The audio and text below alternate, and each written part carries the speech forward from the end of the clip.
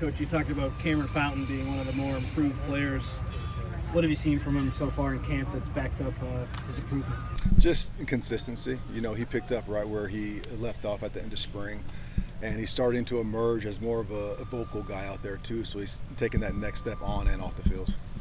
How about Kennedy Urlacher? He's a name we keep hearing. What is he doing to impress you? He's picked up the defense fast.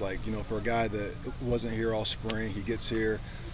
There's some stuff that we do that's a little carryover, but then there's a lot that's completely new. But he's a football guy. He's done a great job just picking everything up, and you see him just communicating more and more each day out there. How would you describe his skill set, maybe just in general? He's very twitchy. He loves to hit. He's very instinctive in zone. He has some position flex because he can do some things in the box. He can blitz. So we've been trying to just utilize him the best we can.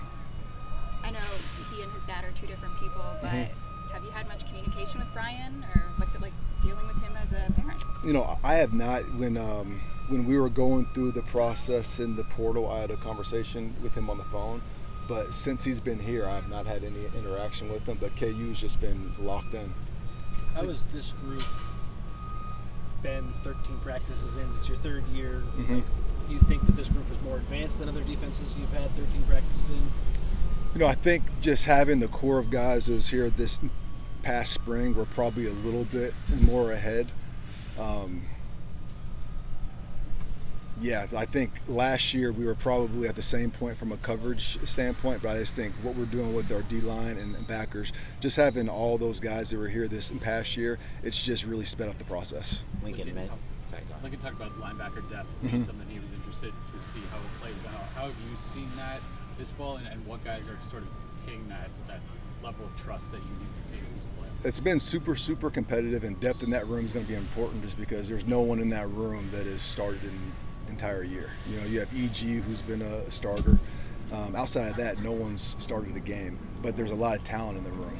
So the depth in that room is going to be important. But guys like Jaden and Tamir and Tone, just seeing those guys just be more consistent, that just gives us more faith in them for when they're in the game. Same thing with Newbie.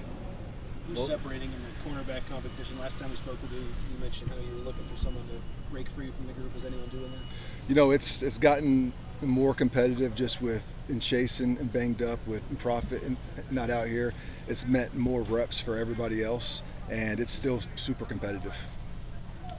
In terms of that nickel spot, it's kind of building off of that. I know Prophet had played a lot there. Anyone in particular, kind of stand above that group at the moment? Or before Prophet's injury, we had 5 or 6 guys we were working in the slot, so we're still working the same guys in the slot.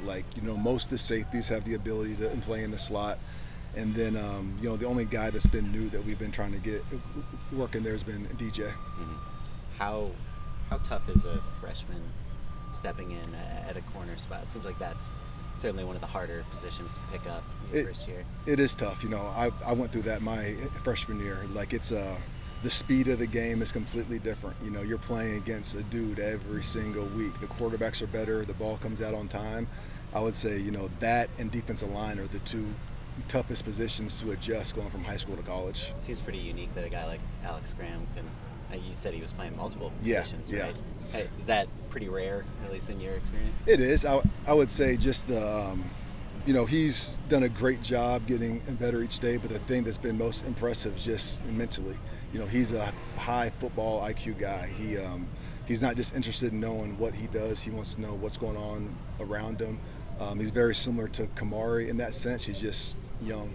It seems like Devin Tompkins has established himself in the middle of the defensive line. Who else is pushing to establish themselves? It's nice for us to have Keyshawn here. We didn't have him in spring, and seeing him out there, every snap he's out there, you feel him.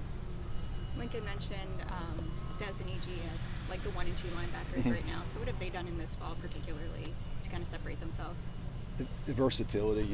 They're both they both are great tacklers. They can blitz.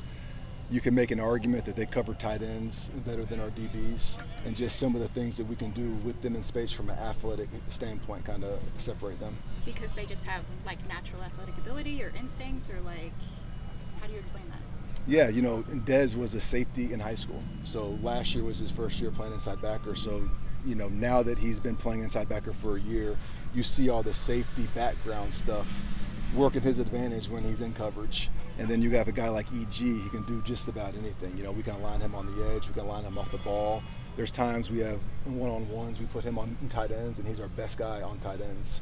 So it's just hard to take both those guys off the field.